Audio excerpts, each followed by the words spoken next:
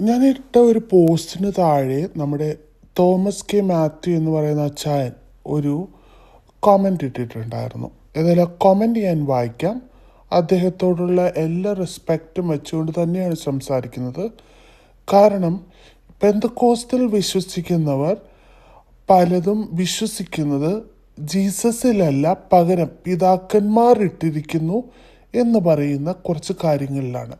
അതായത് ജീസസിനെക്കാട്ടിലും പെന്തക്കോസ്തുകാർ ഫോളോ ചെയ്യുന്നത് പിതാക്കന്മാർ പറഞ്ഞ കാര്യങ്ങളാണ്.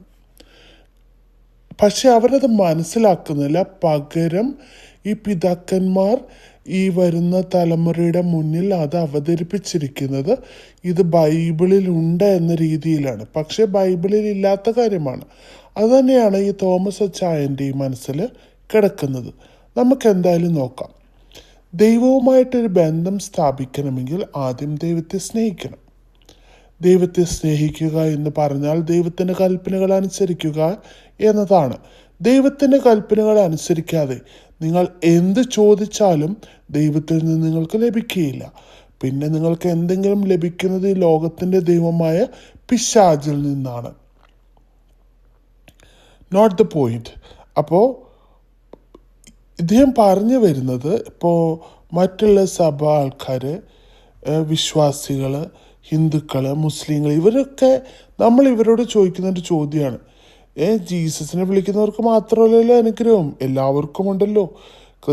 പെന്തക്കോസ്തുകാരെന്ന് പറയുന്നത് സമൂഹത്തിൽ വളരെ താഴെത്തട്ടിൽ കിടന്ന ആൾക്കാരായിരുന്നു. പണ്ട് മറ്റുള്ള ജാതിയിൽ താഴ്ന്ന ആൾക്കാരെയൊക്കെ ഒരുപാട് അപമാനിച്ച സമയത്ത് അവരൊക്കെയാണ് മാർഗം കൂടി പെന്തക്കോസ്തായി വന്നത്. ഈ നമ്മളൊക്കെ പറയണ എല്ലാ ആൾക്കാരും പഴയ ഇത് നോക്കിയാൽ ജാതിയിൽ വളരെ താഴ്ന്നവരായിരുന്നു. അവരുടെ തലമുറ പിന്നെ ഭയങ്കര പാരമ്പര്യ പെന്തക്കോസ്തായി എന്ന് മാത്രമേ ഉള്ളൂ. പകരം ജാതിയിൽ വളരെ താഴ്ന്നവരാണ് ആദ്യകാലങ്ങളിലൊക്കെ പെന്തക്കോസ്ത് വിശ്വാസത്തിലേക്ക് അവരുടെ ആ ഒരു ജാതീയത്തെ വേർതിരിവുകൾ കാരണം സഹി കിട്ടിയിട്ടാണ് വന്നിട്ടുള്ളത്. അപ്പോൾ ഇദ്ദേഹം പറഞ്ഞു വരുന്നൊരു കാര്യമുണ്ട്. ഈ മറ്റുള്ള ഹിന്ദുക്കളും മറ്റുള്ള ആൾക്കാരും ഒക്കെ അനുഗ്രഹങ്ങൾ പ്രാപിക്കുക, അതിൽ മറ്റ് ഇതര പെന്തക്കോസ്ത് അല്ലാത്ത ആൾക്കാരുമൊക്കെ അനുഗ്രഹം പ്രാപിക്കുന്നത് പിശാച് അവർക്ക് കൊടുക്കുന്നതാണെന്ന്.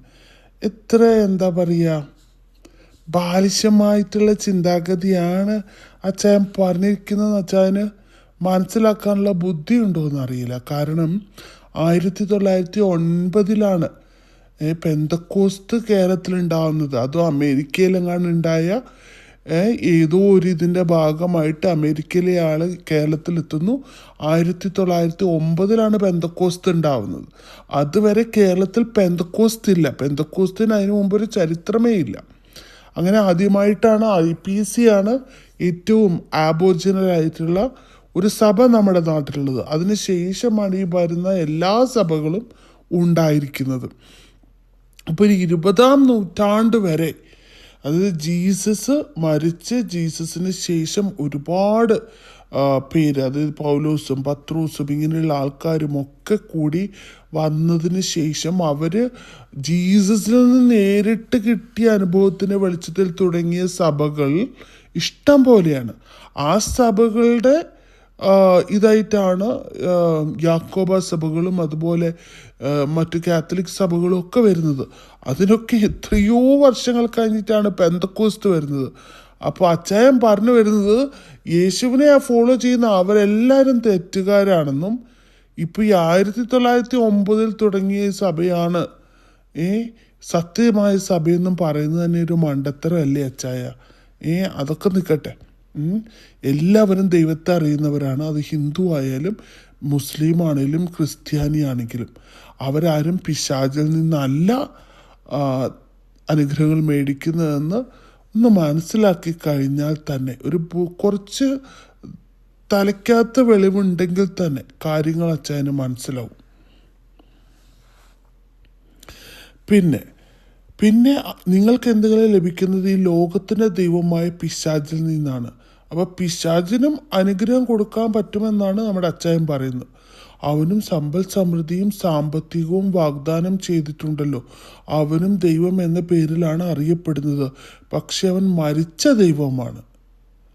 ആത്മീയമായി മരിച്ചവർക്ക് ലഭിക്കുന്ന എല്ലാ അനുഗ്രഹവും മരിച്ച ദൈവത്തിൽ നിന്ന്. അടിപൊളി. ജീവനുള്ള ദൈവത്തിൽ നിന്ന് എന്തെങ്കിലും ലഭിക്കണമെങ്കിൽ ജീവനുള്ള ദൈവത്തിൻ്റെ കൽപ്പനകൾ അനുസരിച്ച് നിങ്ങളും ജീവനുള്ളവനായതിനു ശേഷം ചോദിക്കുക, അവ നിങ്ങൾക്ക് ലഭിക്കും. ഇങ്ങനെയാണ് പറഞ്ഞിരിക്കുന്നത്. അപ്പം ഞാൻ ചോദിച്ചു, എന്തൊക്കെയാണ് കൽപ്പനകൾ? സ്വർണ്ണമിടരുത് എന്ന ഒറ്റ കൽപ്പന അനുസരിച്ചാൽ മതിയോ എന്ന് ചോദിക്കുകയാണ്. അപ്പം അദ്ദേഹം തന്ന ഒരു മറുപടി അതിലും രസകരമാണ്.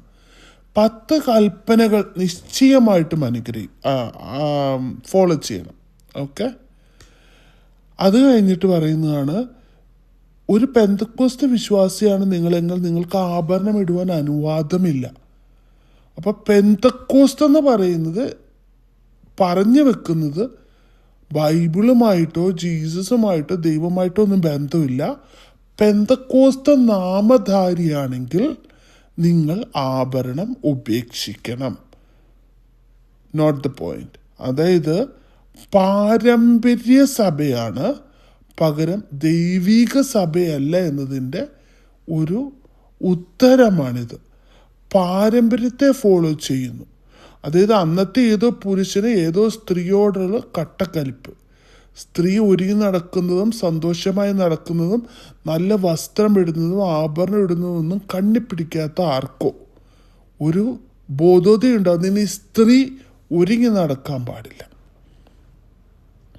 അങ്ങനെ സ്ത്രീയെ ഒരു കൾട്ടിൻ്റെ ഭാഗമാക്കാനും സ്ത്രീയുടെ മാനസികമായിട്ടുള്ള ദൗർബല്യങ്ങളെ ചൂഷണം ചെയ്യാനും വേണ്ടിയിട്ട് ഒരു പുരുഷനൊരു നിയമം ഉണ്ടാക്കി. പിതാവ് എന്ന് പറയുന്ന ഒരു പുരുഷൻ, പാരമ്പര്യ പിതാവ് എന്ന് പറയുന്ന പുരുഷൻ, ദൈവിക പിതാവിനെ അല്ല ഉദ്ദേശിച്ച പാരമ്പര്യ പിതാവ്. ഈ പിതാവ് ഒരു നിയമം അങ്ങോട്ട് ഉണ്ടാക്കി, ഇനി സ്ത്രീ ആഭരണം ഉപയോഗിക്കാൻ പാടില്ല. അങ്ങനെ അതിൻ്റെ തലമുറ വന്നു. തലമുറകൾക്ക് ഇതിൽ യാതൊരു വിശ്വാസവും ഇല്ല. തലമുറ ഇതൊക്കെ മണ്ടത്തരമാണെന്ന് കൃത്യമായിട്ട് മനസ്സിലാക്കിയവരാണ്. പക്ഷെ അവരെ അടിച്ചേൽപ്പിക്കുകയാണ്. ഇല്ലെങ്കിൽ ശാപം, ഇത് അപകടം. അതായത് മനുഷ്യരെ ഭയപ്പെടുത്തുകയാണ്. ജീസസ് എന്ന് പറയുന്നത് ഭയപ്പെടുത്തുന്ന ആത്മാവേ അല്ല. ഒരു മോശമായ രീതിയിൽ പിടിച്ചൊരു സ്ത്രീയെ കല്ലെറിഞ്ഞ് കൊല്ലാൻ എല്ലാവരും വന്നപ്പോൾ നോ, നിങ്ങൾ പാപമില്ലാത്തവന് കല്ലെറിയട്ടെ, നിങ്ങൾക്ക് ഇത് അധികാരമില്ല അവരെ കൊല്ലാനെന്നാണ് പറഞ്ഞത്. അപ്പോഴാണ് ഈ കുറച്ച് അച്ചായന്മാരിരുന്നിട്ട് സ്ത്രീയെ നന്നാക്കാൻ നടക്കുന്നത്. സ്ത്രീയെ നന്നാക്കി അച്ചായന്മാർ ഐപാഡ്,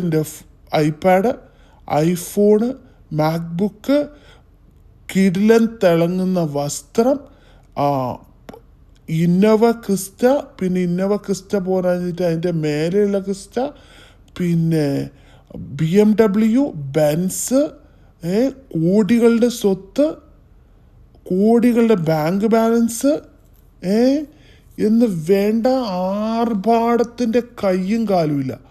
അവരാണ് ഒരു 100 രൂപയുടെ ഒരു കമ്മലും ഒരു കല്ലുമാല ഇട്ട് കഴിഞ്ഞാൽ അവർ പറയും, ആഹാ, ശാപം, രോഗം, ദ്വന്ദ്വവശം, അസൂയ, ഭിന്നത, നാശം, എന്തൊരു ഇവരെയാണ് പരീശന്മാർ, വെള്ള തേച്ച് ശവക്കല്ലറകളെന്ന് ദൈവം വിളിച്ചത്. ഇവർക്കൊക്കെ ഇനി എന്നാണ് ബോധം വരുന്നത്? പക്ഷെ ഇവരൊക്കെ ഇങ്ങനെ ഒരു മൂഢസ്വർഗത്തിൽ ജീവിക്കത്തേ ഉള്ളൂ. അടുത്ത തലമുറ ഇപ്പോൾ ആരും തന്നെ പെന്തക്കോസ്തിലില്ല.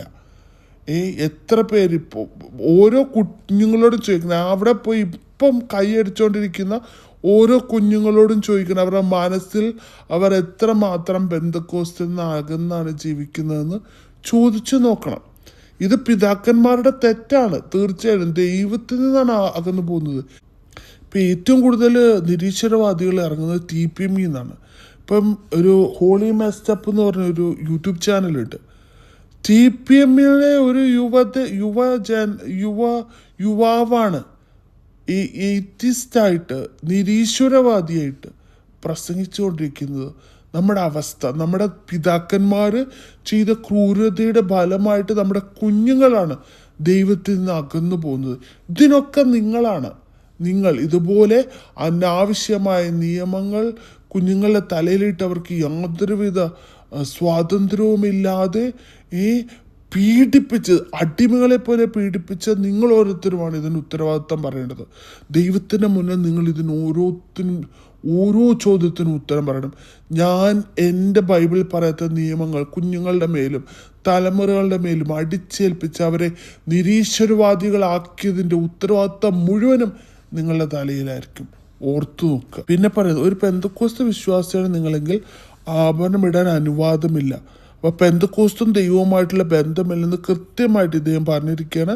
പിതാക്കന്മാരിട്ട നിയമമാണ്. അതുകൊണ്ട് പെന്തക്കോസ്ത് പുരുഷന്മാർ, പിതാക്കന്മാർ എന്ന് പറഞ്ഞാൽ പുരുഷന്മാർ, സ്ത്രീകളുടെ മേൽ അടിച്ചേൽപ്പിച്ച ഒരു നിയമം. പുറപ്പാട് പുസ്തകം 31 മുതൽ 1 മുതൽ ആകെ കൂടെ ഉള്ളത് പുറപ്പാട് 33 1 മുതൽ 7 വരെ. ഇത്ര പൊട്ടന്മാരാകരുത്. പുറപ്പാടിന് ശേഷമല്ലേ ബാക്കിയുള്ള പുസ്തകങ്ങൾ വന്നിരിക്കുന്നത്. ആ പുസ്തകങ്ങളിൽ എല്ലാം സ്വർണം ഉപയോഗിക്കുന്നുണ്ട്. സ്വർണം സമ്പത്തിൻ്റെ അടയാളമാണ്.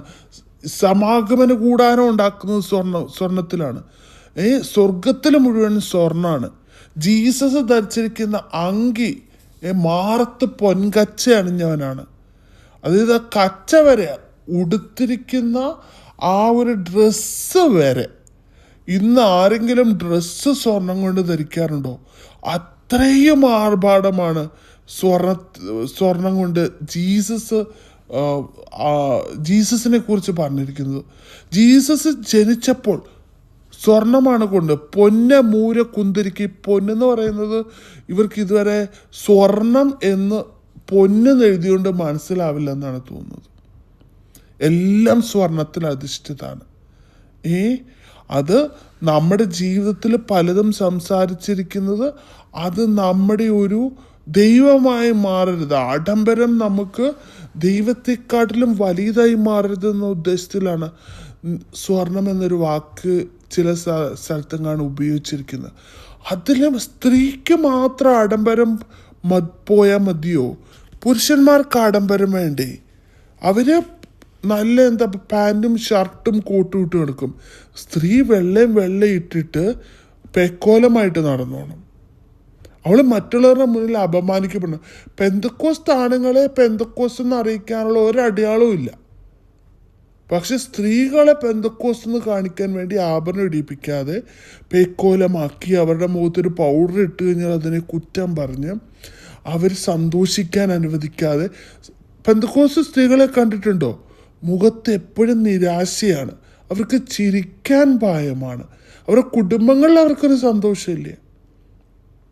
ഏതെങ്കിലും സ്ത്രീ സന്തോഷത്തോടെ ചിരിക്കുന്നത് കണ്ടിട്ടുണ്ടോ? ചിരിക്കുന്നുണ്ടാവും ഏതെങ്കിലും പാസ്റ്റേഴ്സിൻ്റെ ഭാര്യമാർ. കാരണം അവർ ആഡംബരത്തിലാണ് ജീവിക്കുന്നത്. പക്ഷെ വേറെ ഒരു സ്ത്രീയും ചിരിക്കുന്നില്ല എന്നുള്ളതാണ് സത്യം. അതുകൊണ്ട് മാറ്റിപ്പിടിച്ചില്ലെങ്കിൽ ഈ പൊട്ടത്തരം പറഞ്ഞുകൊണ്ടിരുന്ന തോമസ് ചായ തലമുറ മുഴുവനും വഴിതെറ്റിപ്പോവും. തലമുറ മുഴുവൻ നിരീശ്വരവാദികളായിട്ട് പോവും. ഇതിനൊക്കെ തോമസ് അച്ചായനെ പോലെയുള്ള ദൈവവുമായിട്ട് ബന്ധമില്ലാത്ത നിയമങ്ങൾ കുഞ്ഞുങ്ങളെ അടിച്ചേൽപ്പിച്ച് നിങ്ങളൊക്കെ ഒരുപാട് ഉത്തരം പറയേണ്ടി വരും. ഓരോ കുഞ്ഞുങ്ങളോടും ചോദിക്കുക. നിങ്ങളുടെ പള്ളിയിലുള്ള ഓരോ പെൺകുട്ടികളോട് നിങ്ങളൊരു അനോണിമസ് ആയിട്ടുള്ള ഒരു സർവേ നടത്തുക. ആ കുഞ്ഞുങ്ങളുടെ മനസ്സിലെന്താണെന്ന് നിങ്ങളറിയും. അപ്പം അറിയാം നിങ്ങൾ ചെയ്യുന്ന തെറ്റെന്തൊക്കെയാണെന്ന്.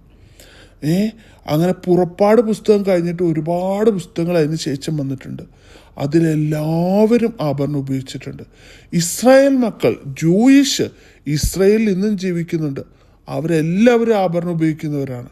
അവർക്ക് നേരിട്ട് തോറ ലഭിച്ചവരാണ്. ക്രിസ്ത്യാനിക്കല്ല ലഭിച്ചത്. അവരും ഉപയോഗിക്കുന്നുണ്ട്. ഇത്തരത്തിലുള്ള വളരെ ബാലിശമായ നിയമങ്ങൾ നമ്മുടെ കുഞ്ഞുങ്ങളെയാണ് തകർത്ത് കളയുന്നത്. അവരുടെ സന്തോഷത്തെ. പിന്നെ നിസ്സാര കാര്യങ്ങൾ, പാട്ട് പാടാൻ പാടില്ല, സിനിമ കാണാൻ പാടില്ല, ഏതെങ്കിലും നല്ലൊരു പാട്ട് എൻജോയ് ചെയ്യാൻ പറ്റത്തില്ല, സ്പോർട്സിന് പോകാൻ പറ്റത്തില്ല, സിനിമ കാണാൻ പോകാൻ പറ്റത്തില്ല. എന്തോ ആണ് മനുഷ്യനെ ചങ്ങലക്കിട്ട് ഇങ്ങനെയൊരു ചങ്ങലക്കിട്ടൊരവസ്ഥയിൽ നിന്നും ജൂയിഷിന് ഇസ്രായേൽ മക്കളെ മോചിപ്പിക്കാനാണ് ജീസസ് വന്നത് തന്നെ. വന്ന് യെരൂശലേം ദേവാലയത്തിൽ ചെന്നിട്ട് എല്ലാവരും അടിച്ച് പുറത്താക്കി. മറ്റുള്ളവരോട് ക്രൂരത കാണിച്ച, അതായത് ആദ്യത്തെ റിബൽ ജീസസ് ക്രൈസ്റ്റ് ആണ്. ഇതേപോലെ നിങ്ങളെപ്പോലെ പാരമ്പര്യം പറഞ്ഞും മറ്റും എന്താ പറയുക, കുഞ്ഞുങ്ങളുടെ ജീവിതം തകർക്കുന്നവരെക്കെതിരെ റിബലായിട്ട് ആദ്യം വന്നത് ജീസസ് ക്രൈസ്റ്റ് ആണ്.